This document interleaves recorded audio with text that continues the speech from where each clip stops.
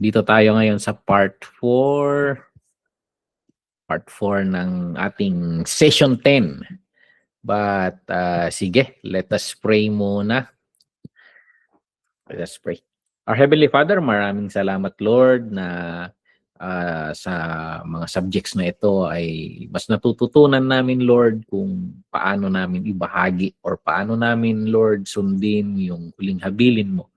Maraming salamat Lord sa pinag-aaralan namin na nagbibigay sa amin ng idea to think more, reflect more Lord on how we will do evangelism better, how will we share our faith better in a more appropriate way sa iba't ibang klase ng tao, iba't ibang sitwasyon.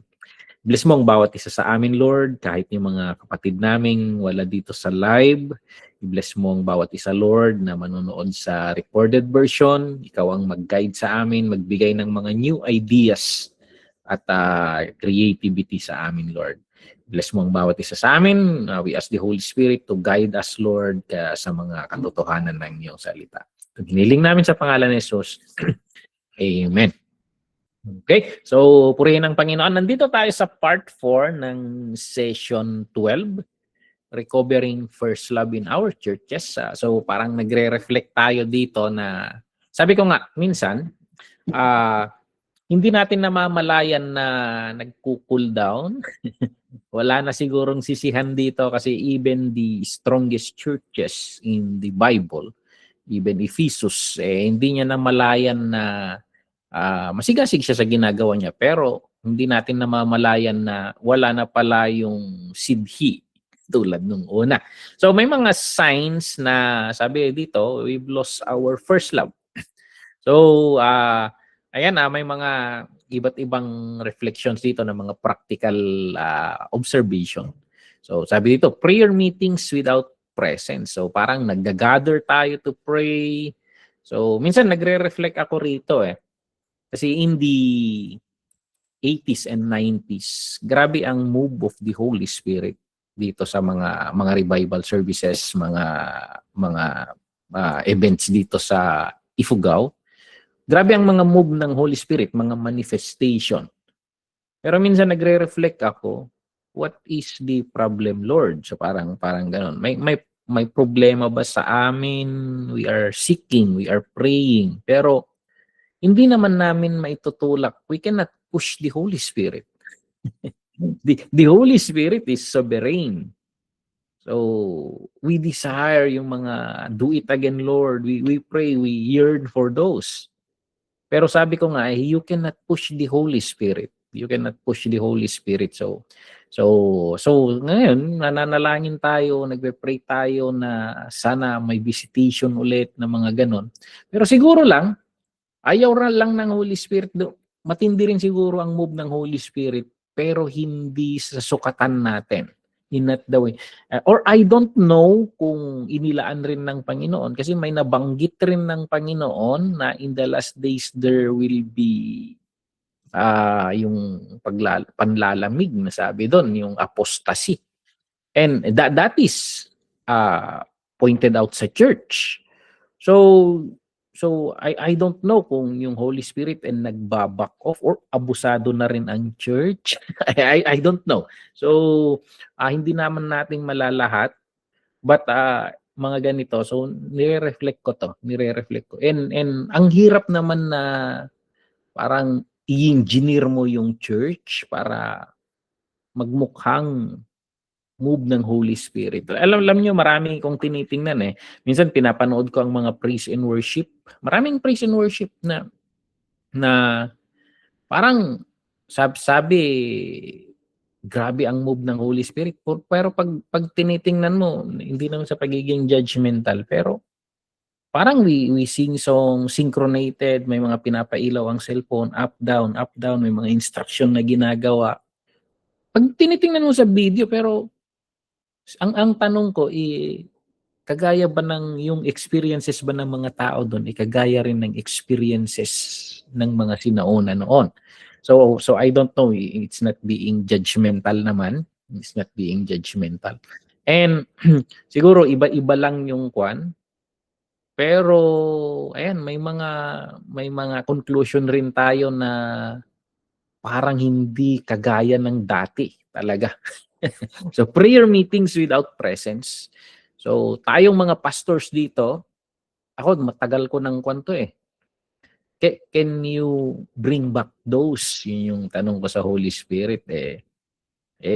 Hindi mo naman may tutulak ang Holy Spirit, but keep on asking the Holy Spirit kung ano ba yung movements niya. So, ayan. Pangalawa is sermons without savior. So, napakaraming sermon. If you observe the church, may mga sermons na all we talk about our prosperity, all we talk about our mga uh, uh, self-help na mga messages. Lahat yung mga ganun na hindi hindi hindi siya Christ-centered. Yung subject naming homiletics doon sa seminary, ang ginamit naming manual noon ay yung book by Brian Chappell, katukayo, kapangalan ko. Brian Chappell, Pastor Brian Chappell, ang author nun. At ang title ng book is Christ-Centered Preaching. In his argument sa book na yun, everything in the scripture is written about Christ. Old Testament was written para ipakilala siya, i-introduce siya that He is coming. And now, sa Gospels, ipinapakilala siya ni Matthew as the King who came. And then pinapakilala siya ni Luke as the I think si Luke ata yung pagiging tao. And then si Mark ata is yung pagiging servant. And then si John ay yung pagiging Diyos. So, ayan. So, yun yung apat na pinapakilala kung sino si Jesus Christ. So, Christ pa rin yung center. In the book of Acts, it's the propagating of the church or yung pagtupad ng mga mananampalataya sa habilin ng Panginoon, expanding His kingdom. It's still about His kingdom. It's still about His influence on earth, about the good news being preached. So hanggang sa dulo, pagdating sa Revelation, kung mapapansin mo, the revelation of Christ. Sabi nila, the revelation of Christ, it is Him being revealed. Sino ba si Jesus Christ? So, nai-reveal siya doon being Alpha and Omega, kung sino siya, yung hangganan. Everything is about Jesus Christ ang Bible. Pero napakarami sa ating churches worldwide, may mga sermons na it doesn't talk about the Lord. So pagpapakilala ng Panginoon dito. So yan. So pinag-aaralan ko ito in preaching. So I always devise na how can I bring out Christ in the message. So if I preach about character development, I make sure to highlight the Lord Jesus Christ, that He is the model. He is the pattern na doon tayo huhulma or doon tayo magpa-pattern. So yun, yung character niya lagi, yun yung I make sure na it is the Lord being highlighted. So ayan, hindi ako nagtuturo ng mga good manners and right conduct na hindi na-highlight ng Panginoon. So ayan, that is the influence of Pastor Brian Chappell sa akin.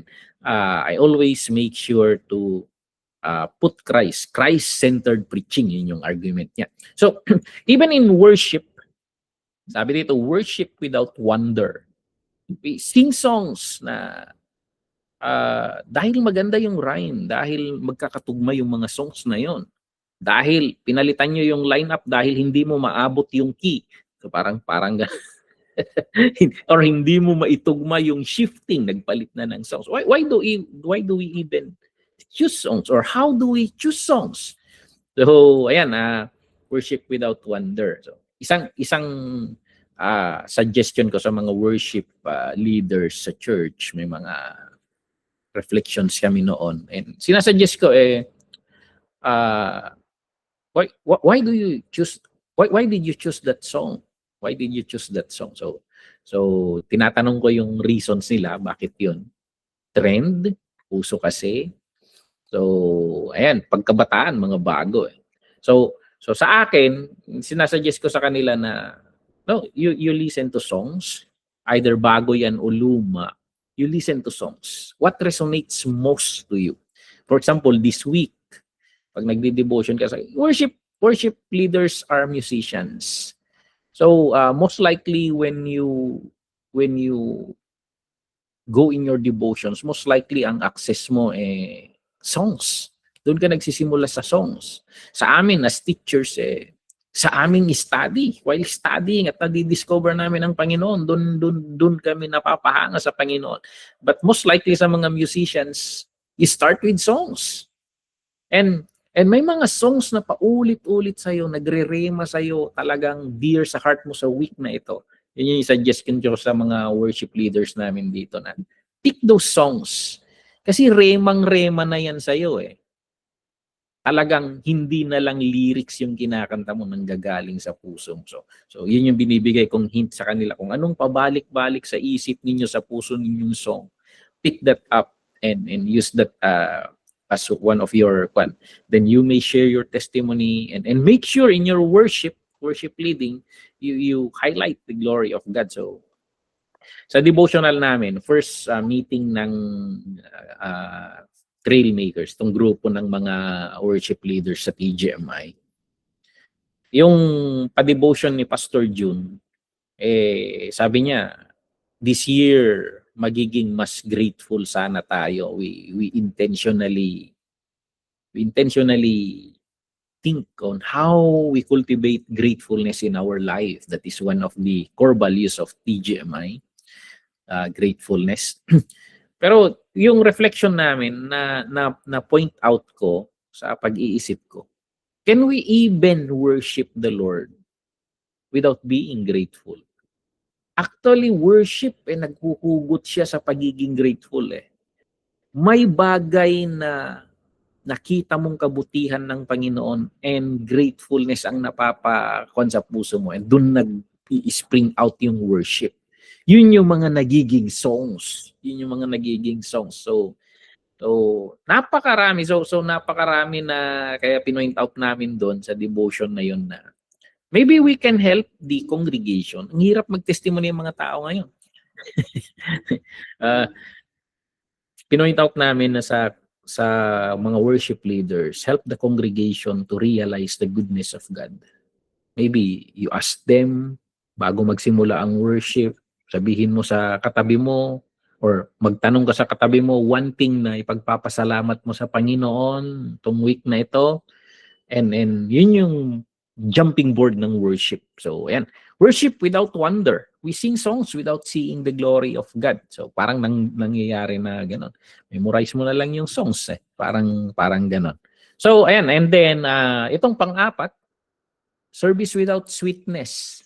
So ayan, going through the motions. So kabisado mo na yung magkakasunod.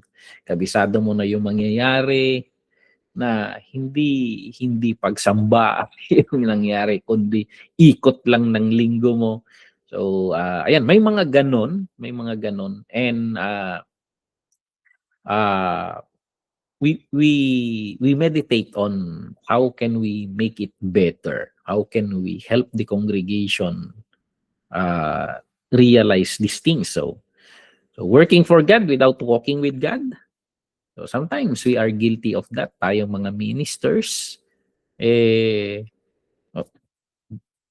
personally, minsan busy ka, kagagawa ng mga lessons, kagagawa ng mga pinag-iisipan mo to na, oo nga, wala ka ng oras mismo sa Panginoon na just to sit down in His presence.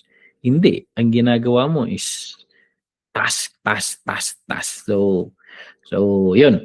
At minsan we are being caught in that busyness of ministry. But we find time, yung sabi ko nga noong last time, saan, ayan, sabi ni Sister Rod, sa bus daw, sa pagbiyahe. And yun, gumawa tayo ng mga paraan na we find time talaga na we sit with the Lord. Ayan, evangelism without enthusiasm, hearing facts without fascination. Naging program na lang yung evangelism. Naging program.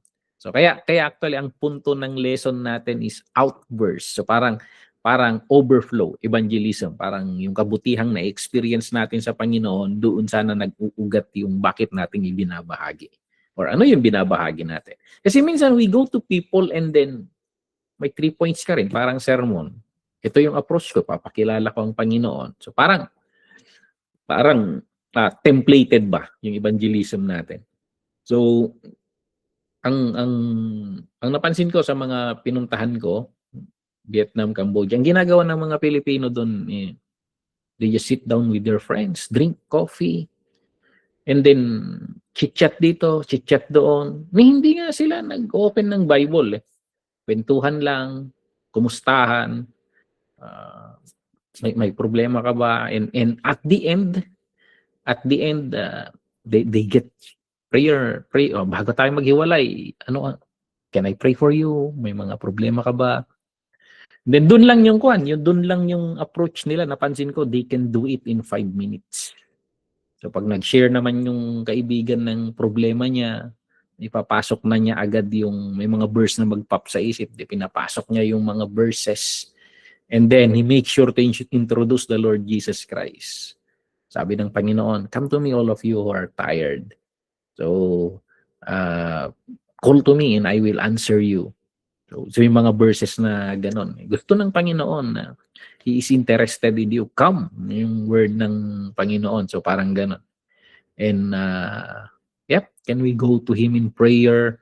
So ayan, yung sabi ko nga minsan napansin ko dun hindi sila pumupunta sa accepting the Lord agad. So hanggang sa nararamdaman nila na experience nila na nako-comfort sila sa mga ganon. And then every week mag-set na naman yung nag-i-initiate lang talaga yung mga members sa church ng ganun, coffee time. Hanggang sa ang next level i-invite nila sa mga Bible studies sa paligid.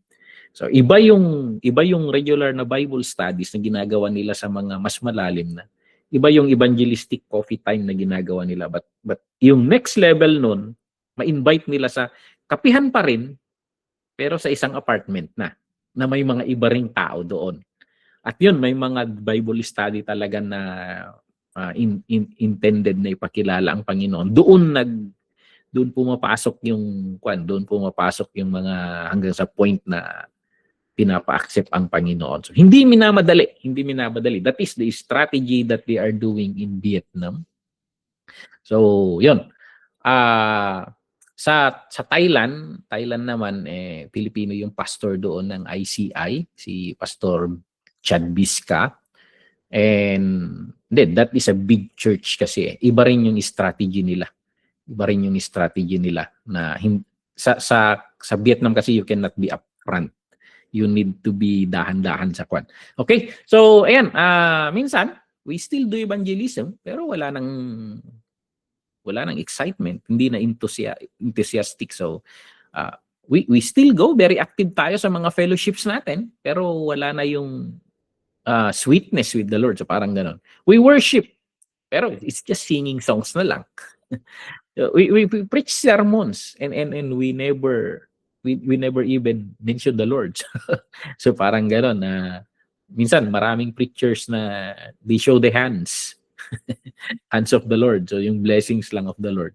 Prayers without the presence. So ayan, mapapansin natin. How's our churches?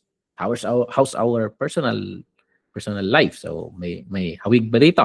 So ayan. And sa Revelation, in talking to the Ephesian church, the angel or messenger of the Ephesian church, nagbigay ang Panginoon ng pattern dito kung paano bumalik sa unang pag-ibig. Tamang-tama, ibig ngayon. Paano ibalik ang tamis ng pag-ibig. So, ang bera. So, dito, actually, this is a good sermon. Naka-alliteration ka na. The 3 R's of returning to the first love. Sa Revelations 2:5, sabi, consider how far you have fallen. Repent and do the things you did at first. So, ito yung 3 hakbang pabalik. Remember, sabi niya rito. So, this is a textual sermon. So, remember. Kinuha niya yan sa consider. Remember. Consider how far you have fallen. So, paano ba yung kwan? Paano ba yung unang pag-ibig mo sa Panginoon? Paano ba nung unang tinanggap mo siya? So, ayan, balik tanaw. Balik tanaw. I-compare natin yung sa ngayon. For example, noon sana walang tulugan, magdamag nag-chat, magdamag nagtatawagan. So ayan, identify what has replaced the first love. Anong pumalit? Anong pumalit? So ayan, journal about your early days with Christ. What captivated you then? Ano yung nakabighani sa iyo noon tungkol sa Panginoon? So ayan, remember. And then pangalawa, repent. Change your mind, or kung patungo ka doon, bumalik ka. So parang ganun. Turn from those rival affections. Yung na-journal mo dito na nawala noon, turn. So confess misplaced priorities. We ask forgiveness from the Lord. So ayan, return to Jesus as the supreme treasure. So ayan. And then action, identify one thing that has replaced Jesus in your affection, confess and turn from it. So we need a lot of meditation. We need a lot of meditation dito to reflect kung ano ba. And then panghuli, last point, return and do the things you did at first. So ayan, re-engage, neglected spiritual practices. May mga na-neglect ba tayo? Hindi na tayo nagfa-fasting. Ang nangyayari na lang fast eating. Hindi na fasting. So ayan, re-engage neglected spiritual practices. Rekindle early passion through obedience. So, ayan. Recenter ministry on Christ. So, bakit ko ba ginagawa ang ginagawa ko? Ito, lagi kong tinatanong sa sarili ko na pag gumagawa ng sermon, sermon na nun, bakit ko ginagawa ang ginagawa ko? So, nagbabalik tanaw sa kwan. I responded to the call because I realized His love for me. And this is a response to His love. So parang ganon. So, sa homiletic subject namin nung Tuesday, tuturo ako. My form of worship is preaching. So when I preach, that's my way of showing my worship to the Lord. So I give my best. So yun yung sinasabi ko sa mga homileticians, mga subject, mga student ko dito ng homiletics. Sinasabi ko sa kanila, preach with passion. And that actually is the title of the course, preach with passion. So preach with passion. So you bring kasi preaching is a form of worship. Yun yung paano ko ini-express yung worship ko sa Panginoon. So, yun. Re-engage neglected spiritual practices, rekindle early passion through obedience, recenter ministry on Christ. So, ayan. Kaya, Christ-centric yung pan. Actually, eto, mapapansin nyo, pabalik-balik rin ako sa recenter and the ministry on Christ. Nagrema sa akin to sa yung subject nating life and ministry of Christ. So ayan. Kaya mas ako na we talk about the Lord Jesus Christ. Action. What did you do when you first loved Jesus? So balik tanawin mo 'yon. Balik tanawin mo. Do it again. Do it again. So ayan, sa mga churches natin, in the context of the Philippines, preach Christ from all scripture. So, ayan. Every sermon should be beeline to Bethlehem. So, parang naka-align lagi sa Panginoon. So, Bethlehem, where the promise became flesh and dwelt among us. So, ayan. Sa Old Testament kasi, patungo siya sa Bethlehem. And then sa New Testament, isinilang siya sa Bethlehem. And then from Bethlehem towards the end of the world. So, ayan. Show how every text connects to Christ. Ito yung challenge sa atin. Paano magko-connect kay Kristo ang bawat kwento nakikita mo sa Biblia? So, ayan nung Sunday, I preach about the kinsman redeemer. The kinsman that talks about Boaz. But I pointed out that actually that is a pahiwatig regarding the Lord Jesus Christ. Makes Jesus a hero of every story. So yung storytelling, so yung mga nag-seminar dito noon, so point out the Lord Jesus Christ. So siya lang naman yung message natin eh. Siya yung message natin. So when you preach, example, when preaching on Joseph, how can we find Jesus in the story of Joseph? So yung tinuro ko rin nabanggit ko rin sa ibang subjects natin noon, yung parang doon sa Bible, parang connect the dots ba? Or yung may puzzle na find the object. So in the kwento ni Joseph, saan ang Panginoon doon? Nakatago sa kwento yan eh. Nakatago sa kwento lagi yan. So, how would we unveil the Lord Jesus Christ? So yan, preach Christ from all scriptures. And then pangalawa, make worship Christ-centered. This is katuloy lang ng sinasabi ko kanina.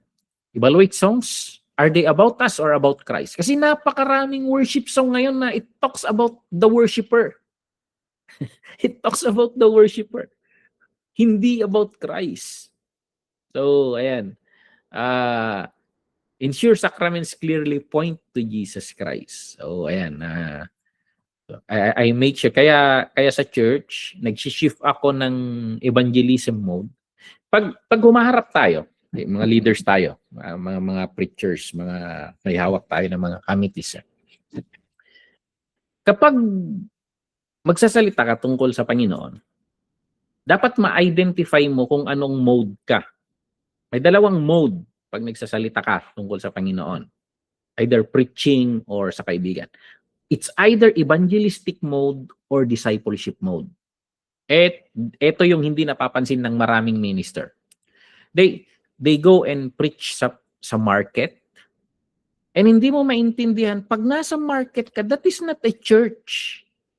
Hindi mo i-presuppose na Christians lahat yan.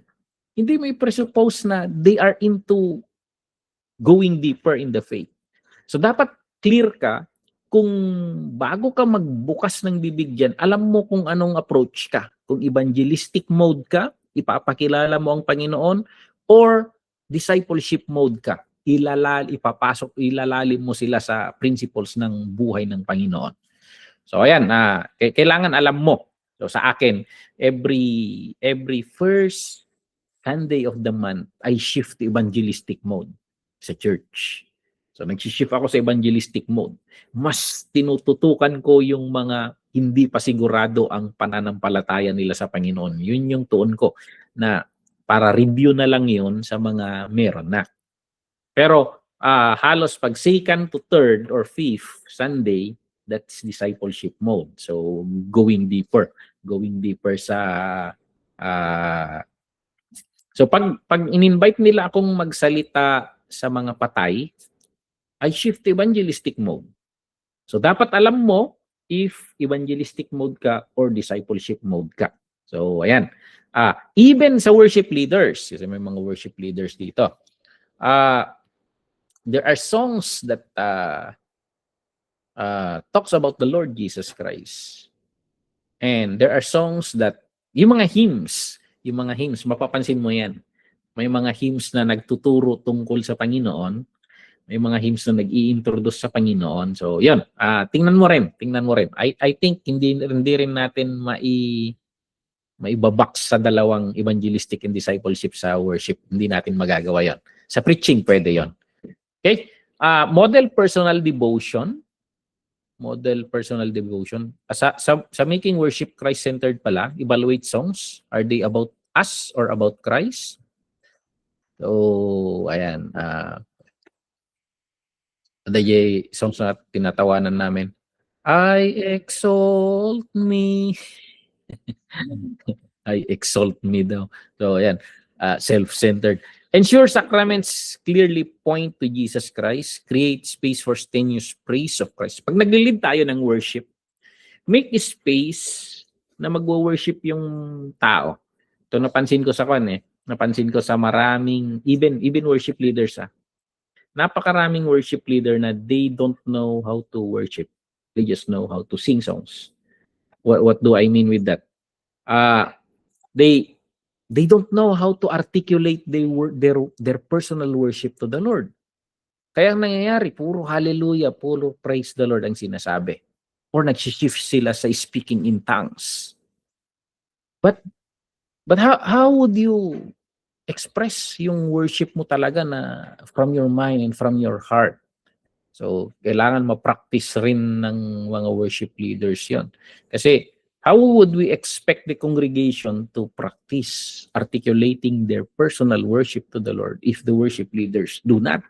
So, parang ganon. So, ayan, before communion, you read the scriptures.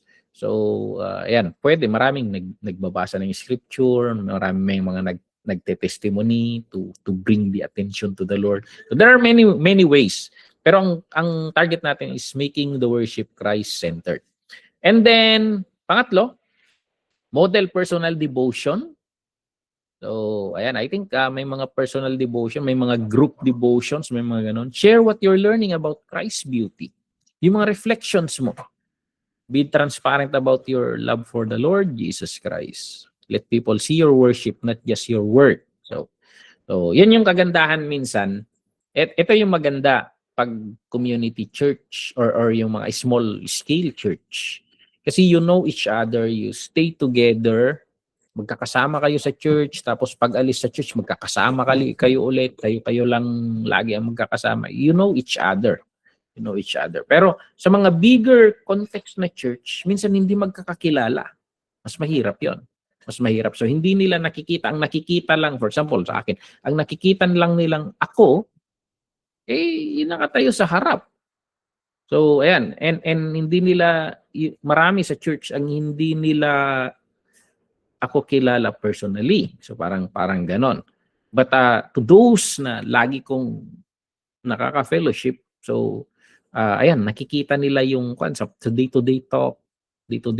So, ayan, ayan, mas maganda yon. Kaya mas maganda raw i-break sa smaller groups ang church. When you want to grow big, sabi nila, learn to grow small. Yun yung sinasabi nila. So, ayan, for church member, cultivate personal delight in Christ. So, participate in corporate worship wholeheartedly. Share what you love. So, yun. Yun lang yung kan. So, balik tanaw. May mga suggestion rin dito. Looking back, repentance. Pare-pareho lang 'tong mga to. So, returning heart proclamation. So, ayan. Yan yung part 4. May mga reflections dito. Ipopost ko later ito. So, mag-meditate na lang kayo dyan. Mag-shift tayo sa part 5. So, bago tayo pumunta dito, may mga tanong kayo or naiisip na ideas kung ano magandang gawin sa church. Merong mga crazy ideas. So, ayan. Okay, so part 5. The evangelistic power of beauty-centered Christianity. Now, ayan. How Christ's beauty reaches different people. So, beholding, yun yung concept dito eh. Reaching the disillusion. How Christ's beauty reaches different people. So, may iba't ibang klase ng mga tao na nakakahalubilo natin. There are those who are disillusioned. There are those who are oppressed. There are those who are successful. There are those who are traditional. Marami pa. But I locked it into 4 for pinaka-core. So sa tingin ko, ito yung karaniwan na makakakuan. There are those who are disillusioned. So ewan ko, may mga masamang experiences sa mga church, nasaktan sa church, or maraming iba't iba. So cynical na about religion. So precautious na. So or sa church, tired of hypocrisy na, plastikan na lang sa church, siguro nakaranas ng ganon, nila lahat na. So pag may lumalapit na mga genuine Christians, parang wala na, sarado na because tired of hypocrisy. So nalalahat na nila. So hurt by church, ito yung nakakalungkot. Pero minsan, hindi natin namamalayan, we hurt people. And there are those who were hurt by church. So ito yung karaniwang condition ng mga disillusion. So yung pag ito kasi pag church, marami kasi ini-introduce natin, church natin agad eh. We talk about the Lord Jesus Christ. Kasi ang kagandahan kay Jesus Christ, i-compare mo siya sa Pharisees. Very authentic ang Panginoong Jesus. So we talk about His authenticity. Hindi siya plastic. so, sa church is a people who are sinful. People who are just saved by grace. People who are just who just received the benefit of the righteousness of the Lord Jesus Christ. But actually, sinful people, and then work in progress. But the Lord Jesus Christ is the perfect image of the Father. So if you have seen Him, you have seen the Father, and He is compassionate. So He is the real deal. So, and we emphasize Him. So we bring people to Him. So yun, marami kasing kwan na nag-i-evangelize para mapadami yung tao sa church. So minsan kaya nga umaatras na mga tao minsan eh. Recruitment lang yan, gaganon na sila. So kaya nga kung naaalala ninyo nung missions convention natin diyan, nag-seminar tayo tungkol sa missions eh. Pino-point out ko diyan. You just talk to Christ. Minsan, hindi mo pa nababanggit ang Panginoong Jesus sa kanila, hindi mo pa nasasabi yung gospel sa kanila. Ang unang nasabi mo, come to church. So, ayan, Christ's beauty, how would we paint the beauty of the Lord to them? Paano natin may communicate yun? So, ayan, kaya ang approach sa kanila, display moral beauty through integrity. Alam nyo, itong nakakalungkot. Napakarami sa church kasi, nangyayari sa church yung celebrity ministers. Ang sisikat nila, superstars sila, their fame is so wide. Tapos bigla silang they fall into sin. What would you expect? People are people. Kahit they are up there, we are not perfect. Nagkakamali tayo. The problem is, nilalahat ng karamihan. So, maraming nasasaktan, maraming natitisod. Kaya napakahirap pag leader talaga ang bumagsak. So ayan. Kaya ito rin ang minsan kasi, ang church, nasi-center sa mga ministers, itong mga celebrity ministers. Sila yung nagiging center, hindi ang Panginoon. Hindi ko naman sinasabing kinukuha nila yung center. Pero the way na napoportray sila sa media, sila yung highlighted eh. Sila yung highlighted. So, ayan, may fan base na rin sila. So, ayan. Siguro ang approach natin sa mga taong ito, we make it up front. May classmate ako na ganito. Hindi ko alam kung paano ko siya i-approach nun eh. Hindi naman siya atheist. Sinasabi niyang atheist siya, pero pag nagsasalita siya, alam mong naniniwala siya sa Diyos, pero natisod lang, parang ganon. Maraming question siya na hindi rin nasasagot ng simbahan. Parang ganon yung eh. Kaya parang pare-pareho lang, ganon. So, nagpatong-patong na. So, parang ganito siya, cynical siya. Marami siyang alam tungkol sa kaplastikan sa simbahan. Or, yan, nasaktan niya sa simbahan. So, hindi ko rin alam kung paano siya i-approach nun. So, sa lessons natin ngayon, itong mga reflection ko sa approaching sa kanila. Don't talk about the church. Parang ibigay mo na, do not defend church. That's the church. Fallen people. From the very beginning, Paul's talking to them. Corinthians, Ephesians, Thessalonians. Kinakausap ni Paul from the very beginning. Kasi minsan, we try to defend the church. So, minsan, we put the Lord. So, it's not about the church. It's about the Lord. These people are just trying to be closer to the Lord Jesus Christ. So, sabi ni Paul, fix your eyes upon the Lord. Fix your eyes upon the Lord. So, yun siguro yung approach talaga natin sa kanila. We point them to the Lord. Kahit ikaw, kahit ako, baka matisod ka rin sa akin, parang gano'n, unahan mo na. Unahan mo na. So, hindi rin tayo perfect. Sabihin mo sa unahan mo na. And then, you point out to the Lord. Kasi the Lord is the real deal, sabi dito.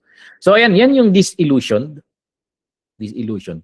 Kaya minsan, pagbubungarin mo ito ng invitation sa church, busted ka dyan. Busted. Kaya maganda yung una, i-gauge muna natin ang mga tao bago natin diskartehan kung paanong evangelism strategy natin. I-gauge muna natin, magtanong-tanong muna na tayo.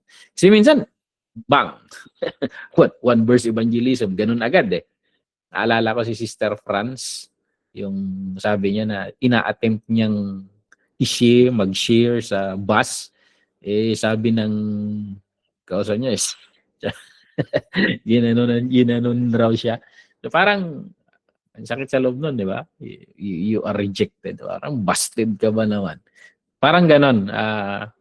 Kaya minsan maganda yung kwan. Maganda talaga yung i-gauge muna natin. We establish relationship hanggang sa when we earn their respect, we earn the right to be heard, sabi nila. So ito naman, yung mga oppressed. I think medyo mas madali sa oppressed. So ang condition nila kasi mga naging biktima ng injustice, yung mga abandoned, forgotten, nag-i-struggle sa poverty. Ito yung one, yung the oppressed. Mas madaling i-approach ito. So, mas madaling i-approach. So, of course, Christ-centered pa rin tayo. Suffering servant, ipinapagpakilala natin ang Panginoon bilang actually, He came and naranasan niya rin maging mahirap. Sinabi pa nga niya sa isang punto na wala man lang wala man lang unan ng ulo ko. So, yun yung kanya. Yun yung hirap na naiintindihan niya naiintindihan ng Panginoon ang pinagdadaanan ninyo, and that's why He is coming with a new world. He will fix everything. So ayan, the Lord identifies their pain, champion of the poor. So dito ang approach natin sa kanila, we demonstrate Christ's solidarity through advocacy. Lalapitan din dito I think dito excellent ang Catholic. Kasi ang Catholic, marami silang advocacy sa Quiapo, because that's my school, sa likod lang ng Quiapo. Nakikita ko halos every morning meron silang cart doon ng lugaw. And pinipilahan 'yon ng mga people na mga nasa taong kalye, mga displaced people. And yun, habang kumakain sila doon, may nag-share sa kanila doon. And ayun, sumusunod naman sila sa prayer. Sa kulungan, very sa kulungan. Ang daming naliligtas sa kulungan, and that is also the approach. So ibahin natin yung approach, yung mga dumadaan sa pain, iba rin yung approach doon. So nandito sila sa oppressed. So ayan. Naalala ko nung February 2020, nung pumutok yung bulkan na Taal, bago pumutok ang COVID-19, pumunta kami sa Taal. Nag-partner ang TGMI and Orus ng IFSU. We were able to accumulate relief goods of I think 8 or 9 na van. 9 na van na puno ng relief goods. Punta kami doon sa Tanawan, pababa doon, bago kami mag-distribute yung grupo wala kang magawa, ikaw pastor . So they ask us to mag-share konti, encouragement, and then prayer sa kanila. So ayun, and they really appreciate. Ayun, may mga umiiyak, mga kalalaking tao, mga Batanggin yung barako, umiiyak sila doon. Naiiyak sila kasi ang na-touch sila, sabi nila, Ang na-touch sila. Kasi sabi ng isa, yung buti pa yung nalayo nakarating, sabi. Kasi yung government that they are expecting, walang dumarating na relief. Isipin mo yung mayaman na tao, nakatayo sa harap ng gate niya, pagdadaan ang sasakyan, gaganon. Kasi wala rin silang mabilhan. May pera ka, wala kang mabilhan. So, lahat covered ng ashes doon. So, ayan, how much more yung walang-wala talaga. So, pag nagtigil kami ng sasakyan doon at nagdi-distribute kami ng water, kahit mayayaman na nakasakay, may sasakyan, titigil yan, hihingi ng tubig. Hihingi ng tubig. Ganun yung hirap ng time na yon.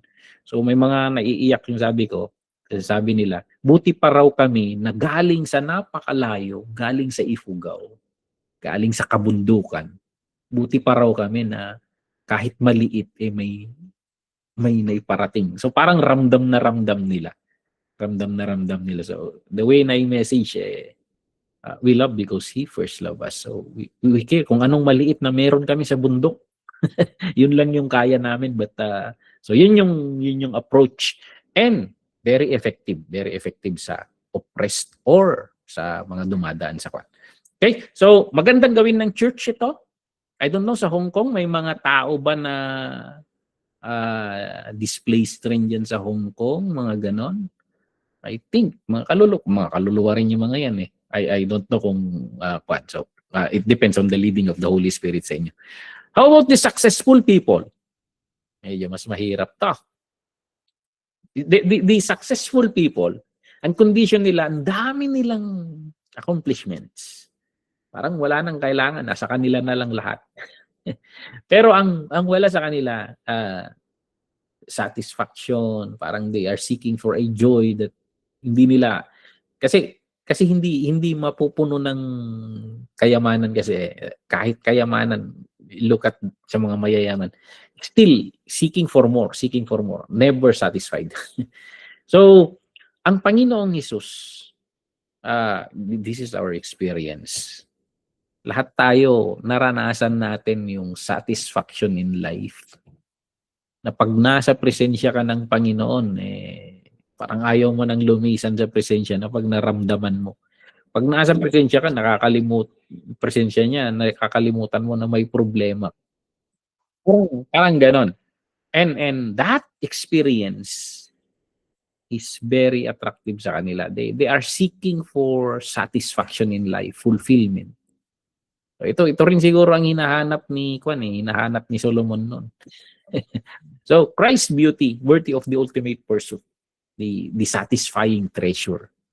So ayan, benta mo lahat, makuha mo lang 'yun. So parang ganoon yung kandito. Approach natin is present Christ as the only achievement that truly satisfies. So medyo pag-isipan mo yung strategy mo rito. Yung maingat ka kasi matatalino itong mga taong ito. Mga 3 steps ahead. Parang ganon yung mga tao. Dinidiscern ka nila, parang ganon. So, ayan, ang approach natin is present Christ as the achievement that truly satisfies. So, ayan. And then, pang-apat, itong tinitingnan kong pang-apat na grupo is the traditional religious. People who are naging paikot-ikot lang na religion. Ritual observer, pero walang engagement, walang connection sa Panginoon. Parang nakasanayan lang. Everything is about religion. So, we present the Lord Jesus Christ. Approach natin dito is the complete spiritual journey. Alam niyo lahat ng mga religion, naghahanap ng fulfillment yan. The Jews, ang ganda ng religion nila. Ang ganda ng religion nila, mga moral laws nila, ang ganda, ethics nila, ang ganda.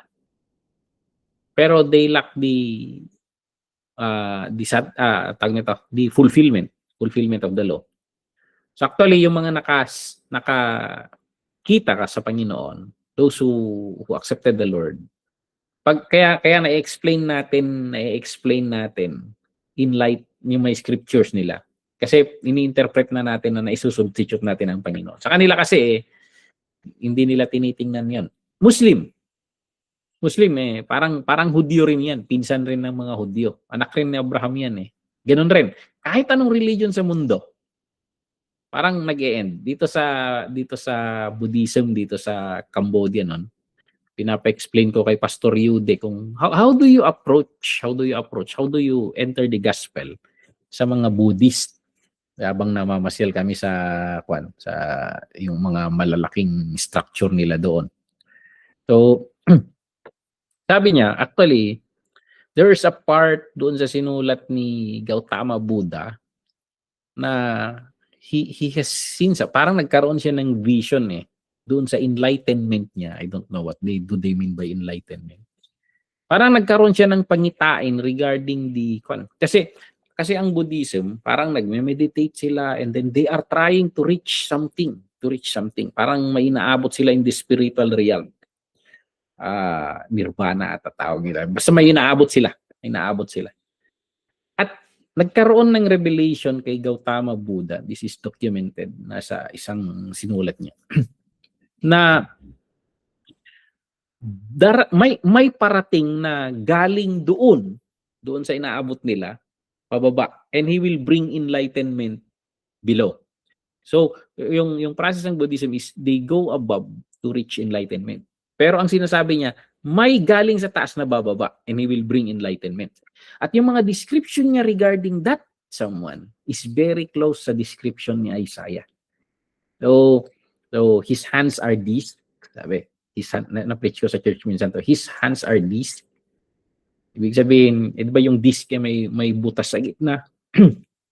So his hands and feet are these. And he has crowns of thorns. Yung sabi niya, dami niyang wounds.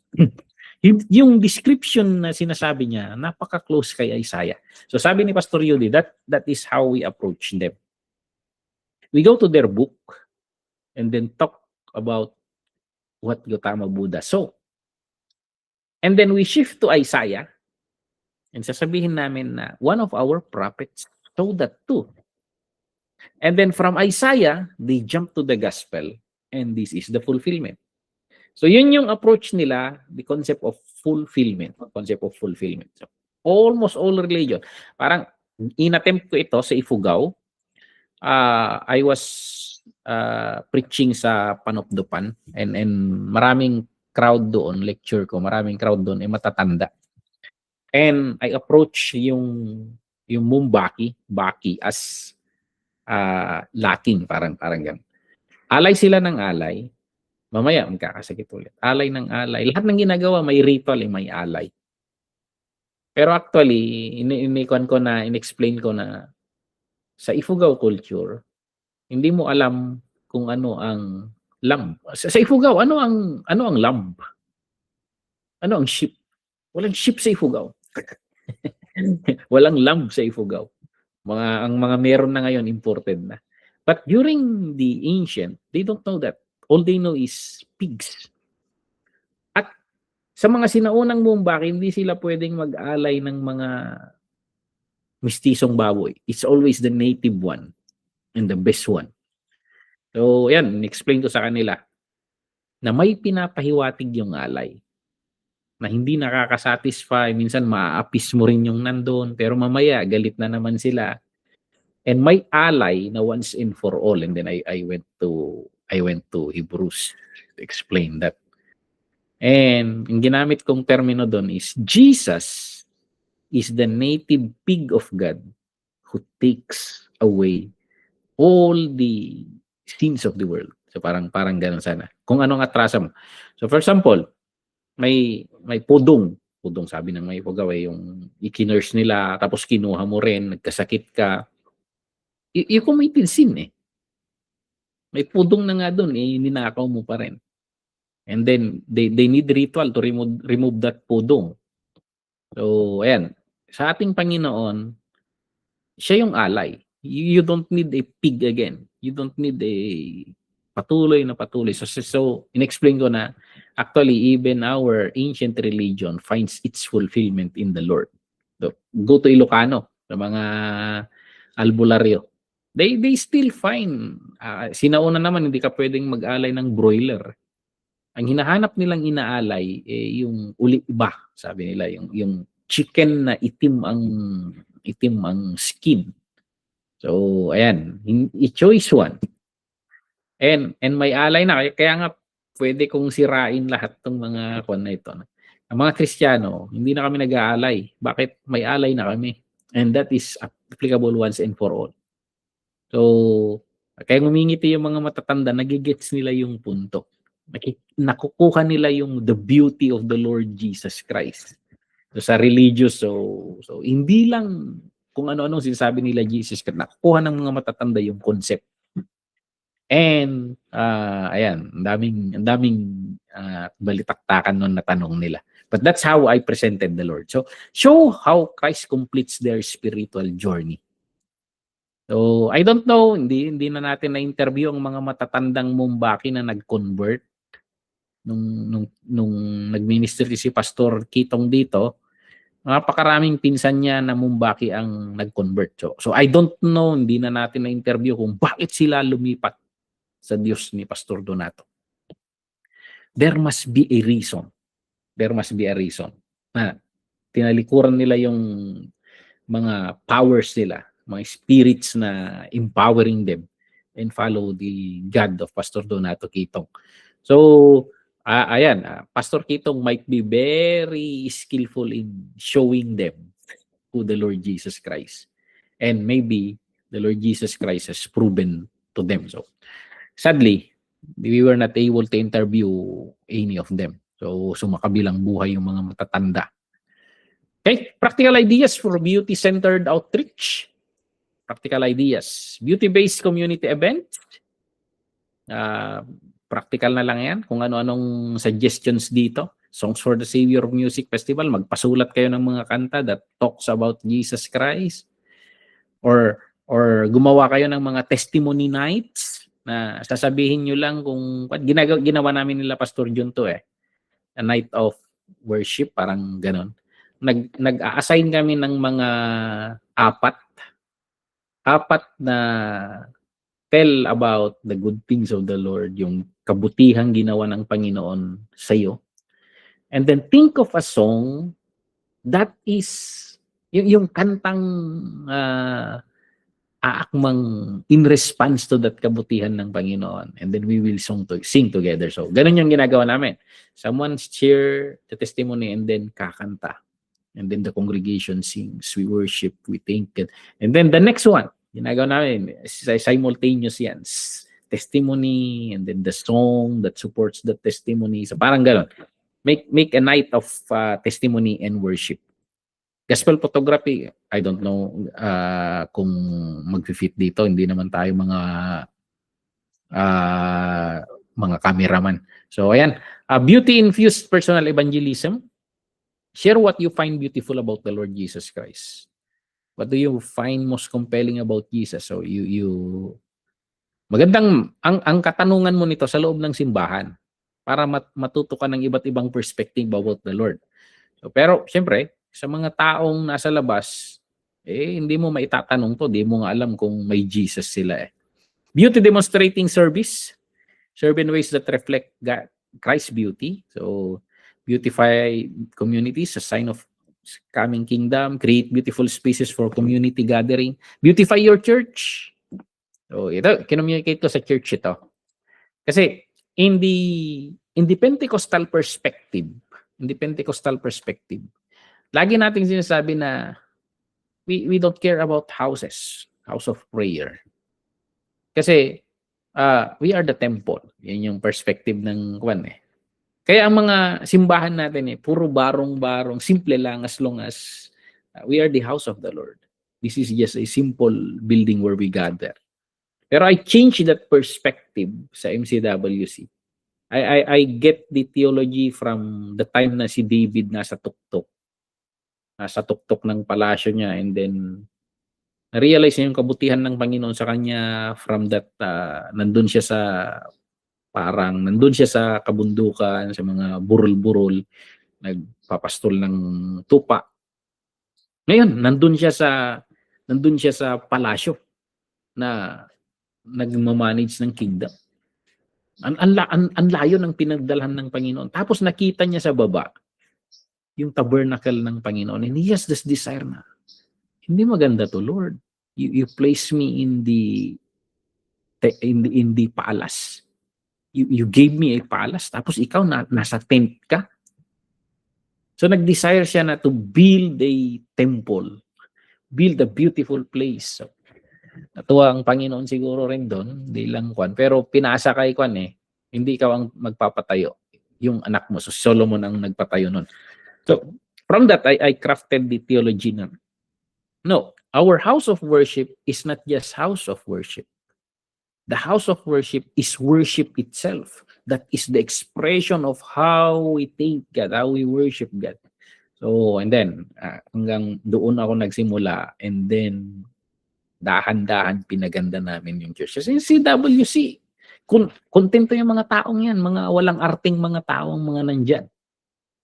So, simple lang, basta masaya, gano'n. But, I teach that we can express our worship in different ways. Naiintindihan ni Architect Gullon. So he expresses his worship in his creativity bilang architect. So yan, gets niya yan. So yan, from that time on, we make things better because the house of worship is actually a mirror of our worship. We make the house of the Lord beautiful. So ayan, it's not for us. House of the Lord, dapat napakaganda niyan. Kaya gumaganda, pagagandahin pa natin kasi those are worship. So I use that. So yan, demonstrating, create beautiful spaces for community gathering, practice aesthetic evangelism through creation. So marami pang project na parating, and yun lang, I disciple the community na those are worship. Those are worship. So, ayan, pare-pareho lang sinasabi niyan. Eternal horizon. Kakayanin kaya to? Eternal horizon. Okay. We've discussed, napakaraming diniscuss natin. Evangelism, napakahabang topic. Napakahabang topic. Pero pag pupunta tayo sa dulo ng kwento, darating ang panahon na titigil ang evangelism. Darating ang panahon na titigil ang proclamation. In the end, mag-e-end ang lahat ng kwento in worship. In worship. So, yan. Revelation 7:9-10 sabi, after this I looked, and there before me was a great multitude that no one could count, from every nation, tribe, people, and language, standing before the throne, before the Lamb, and they cried out in a loud voice, salvation belongs to God who sits on the throne and unto the Lamb. So, nag-worship ang mga tao. Nag-worship ang mga tao dun sa dulo. Hindi tayo nagpe-preach.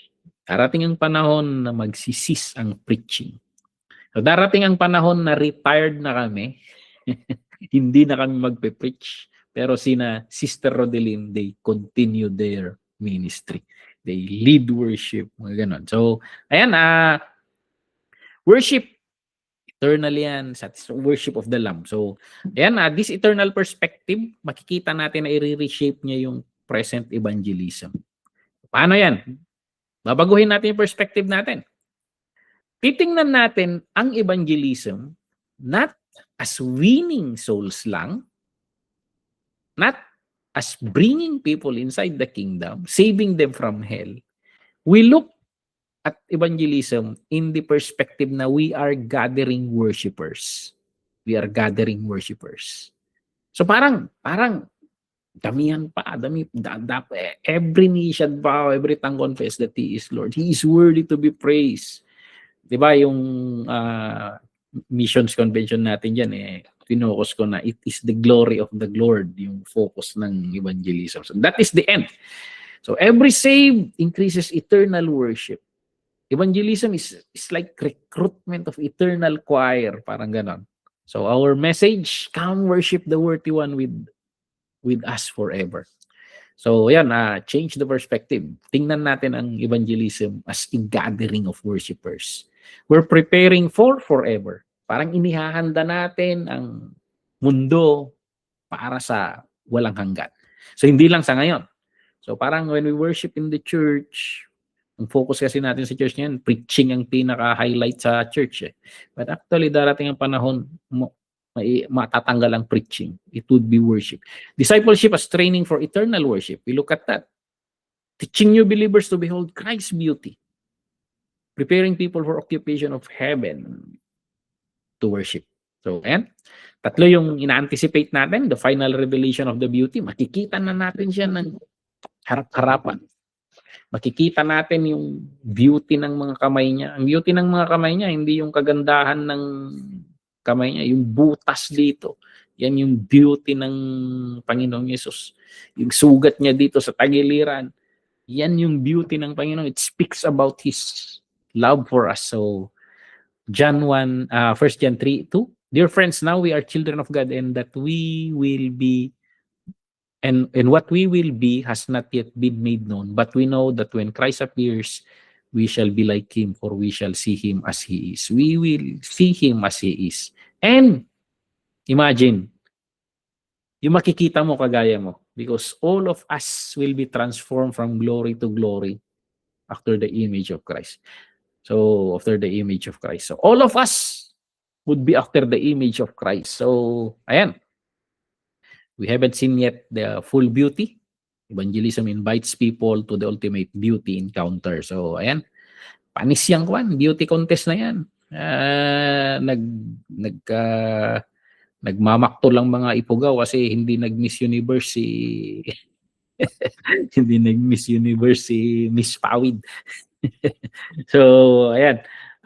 But yan yung talagang the beauty of the Lord. The beauty of the Lord. So, we're offering a future of ever-increasing delight. So, ayan. Laktawan na natin yan. Pare-pareho lang yung concept sa una. Ayan. Final challenge, beauty reflectors. 2 Corinthians 3:18. Sabi dito, and we all who with unveiled faces contemplate the Lord's glory. Parang na-unveil raw yung mukha natin.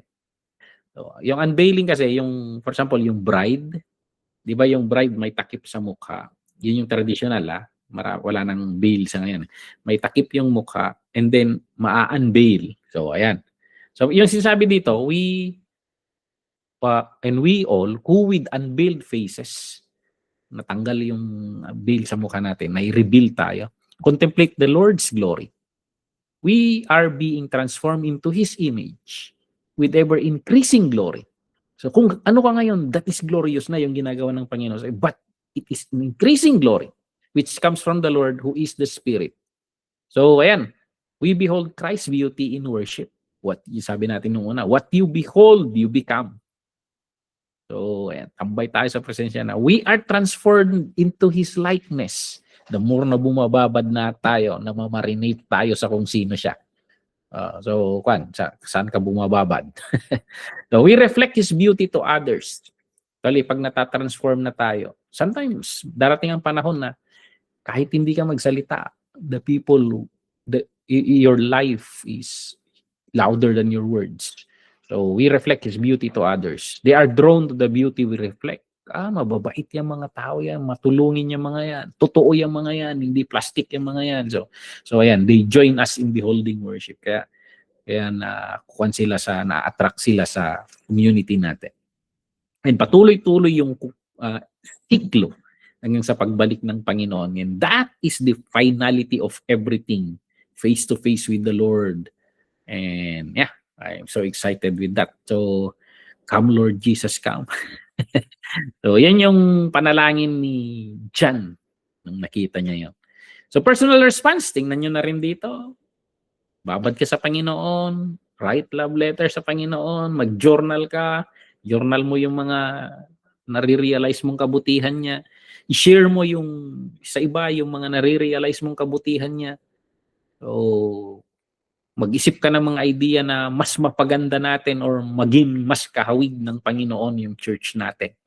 Okay? So, ayan, and this is the end of our course. This is the end of the course. So, magko-conclude tayo. So, first love and final word. So, nagsimula tayo dito, paradigm shifts in evangelism. The goal is to think outside the box when it comes to evangelism. We end where all evangelism begins and ends. Ang evangelism, ang punot dulo lang yan, ang Panginoong Hesus. Yun yung i-emphasize natin dito. Now, kung mapapansin natin, may kwento sa Bible sa Luke 24, yung Road to Emmaus. Nabanggit rin natin tong kwento nung umpisa. So, malungkot sila, walang direksyon ang buhay nila, parang all hope were gone. Pero the Lord was with them. And the Lord revealed Himself to them. Actually, when He broke His bread, na-realize nila na the Lord is with them. Yung nagkwento ako kanina na yung frustration ko in the ministry na, bakit hindi na kagaya ng dati? Parang hindi na yung move ng Holy Spirit noon. Pero actually, the Lord is with us from the very beginning, walking with us. Nandun siya. Hindi lang natin nare-realize. Hanggang sa He broke the bread. Hanggang sa na-realize natin na all of the time, nandun siya. Hanggang sa binuksan niya yung mata natin na na-realize natin yung kabutihan niya sa all parts of the scriptures. And then the community realized, nung na-realize nila, takbuhan sila. Kararating nila sa Emmaus, tapos balik agad sa Jerusalem. Maghapong biyahe, tinakbo nila ng ilang oras. So, ayan, and then yun yung nag-trigger ng mission nila nung na-realize nila yung beauty or who the Lord is. So, they returned to Jerusalem as witnesses. So, ayan, may the Lord unveil who He is. That yung mga ma-realize natin katotohanan tungkol sa Kanya, it will make us evangelists. It will make us missionaries. So, ito yung pattern ng sustainable, joyful, effective evangelism. So, nagsisimula kay Jesus yung pagka-reveal ng Kanyang kagandaan, kabutihan. Nagpapatuloy sa scriptures, sa pagbubukas ng ating kaunawaan, and dumadaloy ito sa community natin, sa mga pagmamahal na pinapakita natin sa iba. At ang result nito, magiging mga misyonero tayo. We go into all the world and preach the gospel, share the goodness of the Lord. So that is our course. And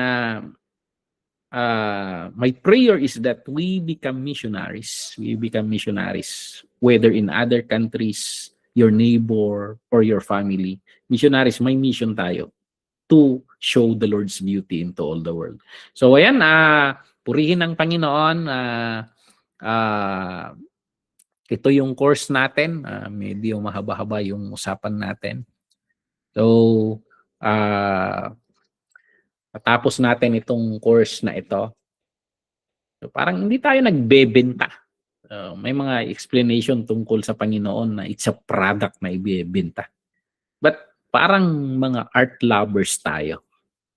We found a masterpiece.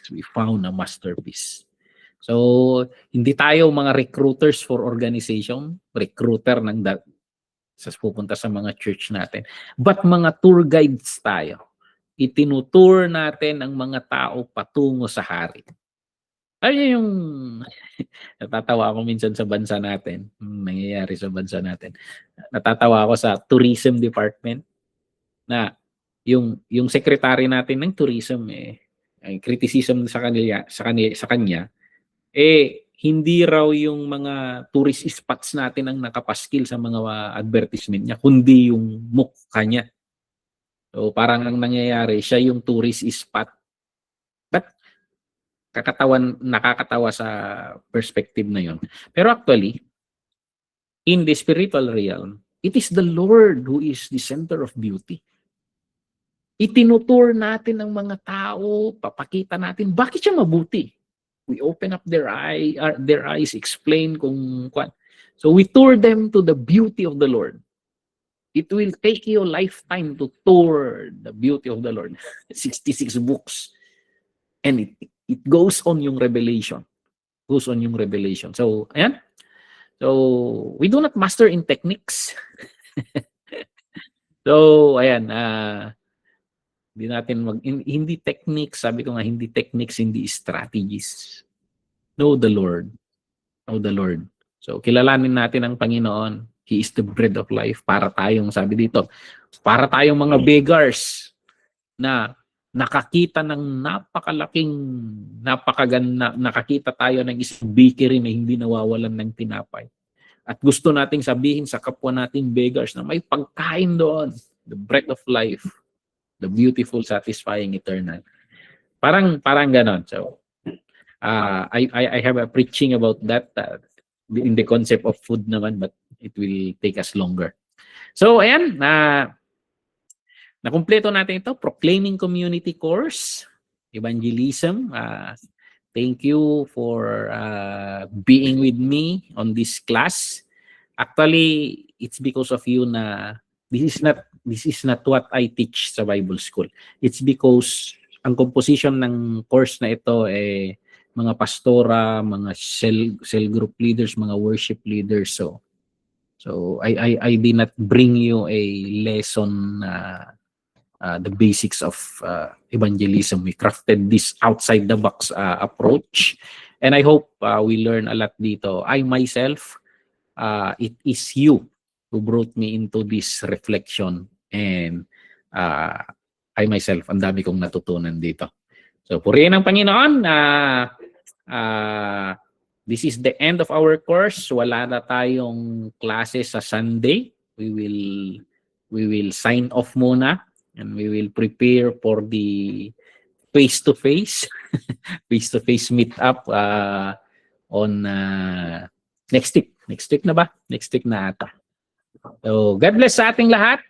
May mga reflections kayo dito sa course natin. I hope you learn also. And pag may mga nalaktawan kayo, bukod sa hindi natin na-record na isa, we go to the YouTube and balikan natin. And you message me kung may mga hindi kayo nakuhang notes. I can send it to the chat group. Okay? So, purihin ang Panginoon. Medyo tumagal tayo pero natapos natin.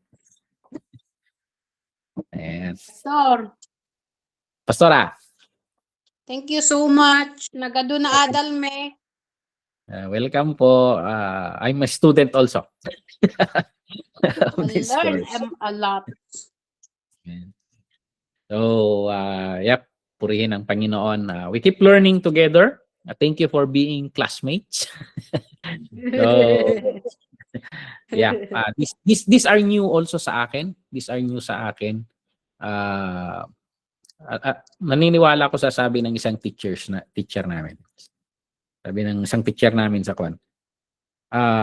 Ang teacher raw, nakasalalay raw ang pagtuturo niya sa mga students niya. Pag ang mga students niya matatalino, mape-pressure raw ang teachers to dig more things that the students are interested. So actually you challenge me to dig deeper. Kasi templated na kami dito sa Bible School, and we were able to create a new materials out of this. Okay? Sige. It's already 11:30, and let us pray. Purihin ang Panginoon. Let us close this course in prayer. Hallelujah. Napakabuti mo, Panginoon. We thank you, Lord, na nakilala ka namin. We thank you, Lord, that you revealed yourself, Lord, to us. Lord, maraming bahagi sa aming buhay na hindi ka namin pinapansin. But we thank you, Lord, for those who were able to behold your beauty. And they never stop, Lord, describing who you are.